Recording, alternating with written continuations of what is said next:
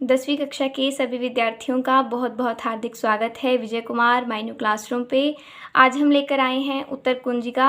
आज आपकी सेट की परीक्षा समाप्त हुई है हिंदी की, और देख लेते हैं कि पेपर कैसा आया हुआ था। हमने देख लिया है, पेपर बहुत ही ईजी आया हुआ था। ये आपका क्वेश्चन पेपर आया हुआ था 10th क्लास, 20 अंकों का है ये और बहुत ही सरल। आपका सिलेबस था उत्साह कविता, अट नहीं रही है, मानवीय करुणा की दिव्य चमक, और व्याकरण में से था पद, पदबंध, मुहावरे एवं लोकोक्तियाँ। तो चलिए देख लेते हैं कैसा गया आपका पेपर। उत्तर कुंजिका के माध्यम से शुरू कर लेते हैं। पहला प्रश्न है, उत्साह कविता के कवि कौन है? ये तो बहुत आसान है, निराला जो है इसका सही उत्तर है। उम्मीद है आप यही लगा के आए होंगे। प्रश्न संख्या 2, अट नहीं रही है का अर्थ क्या है?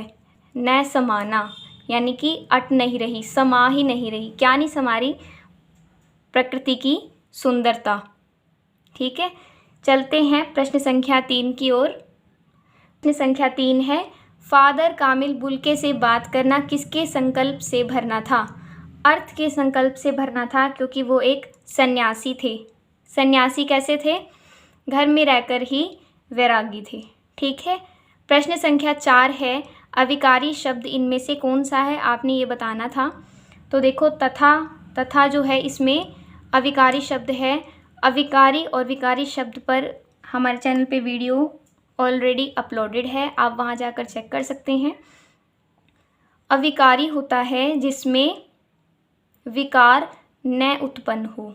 ठीक है, जैसे कलम लिखा हुआ है, कलम कलमें हो सकता है, पुस्तक पुस्तकें, नदी नदियाँ, तो इन तीनों में चेंज हो सकता है। तथा में या फिर यथा में या जैसे, किंतु, परंतु, ये सभी अविकारी शब्द हैं, इनमें कोई चेंज नहीं हो सकता। प्रश्न संख्या 5 पर चलते हैं। प्रश्न संख्या 5 है कि वाक्य में प्रयुक्त शब्द को कहते हैं। यह आपका व्याकरण में से आया हुआ है। वाक्य में प्रयुक्त शब्द को पद कहते हैं, ये आपको हमने वीडियो में बताया था, ऐसा ही करके आए हैं। अब तक हमने किए हैं 5 MCQ बहुविकल्पीय प्रश्नोत्तर। यदि आप ये पाँचों ठीक करके आए हैं तो हमें बता दीजिए कमेंट सेक्शन में से 5 में से 5, ये तो आपके डन हैं। ठीक है, प्रश्न संख्या 6 से 9 आया हुआ था, आपने सही गलत बताना था। ये देखिए, ये है सही कथन के लिए सही तथा गलत कथन के लिए गलत लिखें, यही है। चलिए देख लेते हैं। प्रश्न संख्या 6 है कि निबंध की भाषा प्रवाहमयी है। कौन सा आएगा? प्रवाहमयी ही होती है। निबंध जब हम लिखते हैं तो एक लाइन जब वो ख़त्म होती है, दूसरी लाइन भी उसी के संदर्भ में होती है, दूसरी पंक्ति, तीसरी पंक्ति, है ना। आगे है, आंखें खुलना मुहावरे का अर्थ है नींद टूट जाना। ये सही है या गलत है? ये गलत है, क्योंकि आंखें खुलना अर्थात कोई गुप्त बात का पता चलना, राइट। आंखें खुलना नींद टूट जाना, ये तो गलत आंसर है इसका। तो इसका आपने ये क्रॉस पे टच लगाना था, गलत है ये। आंखें खुलना अर्थात सत्य से अवगत होना। पदबंध के 5 भेद हैं, इसका आप क्या लगा के आए हैं? पदबंध के 5 भेद हैं? नहीं, पदबंध के तो 8 भेद होते हैं, तो ये भी गलत है। चलते हैं प्रश्न संख्या 9 की ओर।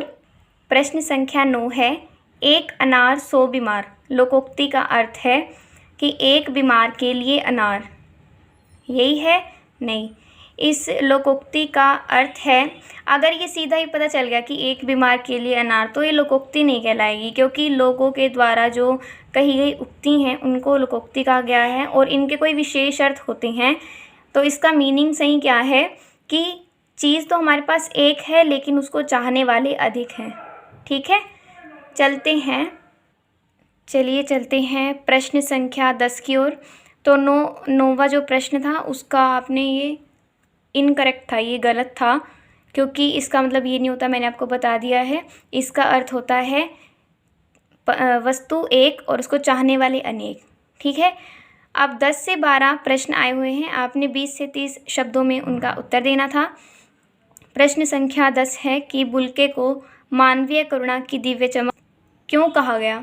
यह आपने पाठ में देखा होगा, क्यों कहा गया है? सन्यासी है और बिहेव से भी वो बहुत अच्छे हैं।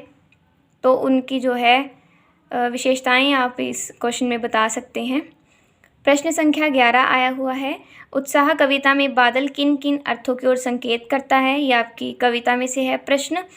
और प्रश्न संख्या 12 था, अट नहीं रही है कविता के आधार पर बसंत ऋतु का उल्लेख करें। आपने बसंत ऋतु के बारे में बताना था कि उसको ऋतुराज भी कहते हैं, क्योंकि बसंत का मौसम ऐसा होता है जब बसंत ऋतु आती है सब कुछ खिल जाता है प्रकृति में। प्रश्न संख्या 13 आपका आया हुआ था, ये 100 शब्दों में आपने लिखना था। फादर कामिल बुल्के की झुंझलाहट और दुख का क्या कारण था, ये आपने लिखना था। ये आपका लास्ट क्वेश्चन था। तो आई होप कि आपके 20 में से 20 आ रहे होंगे 10th क्लास। हमें कमेंट सेक्शन में बता दीजिए कि आपकी आज की परीक्षा हिंदी की कैसी रही।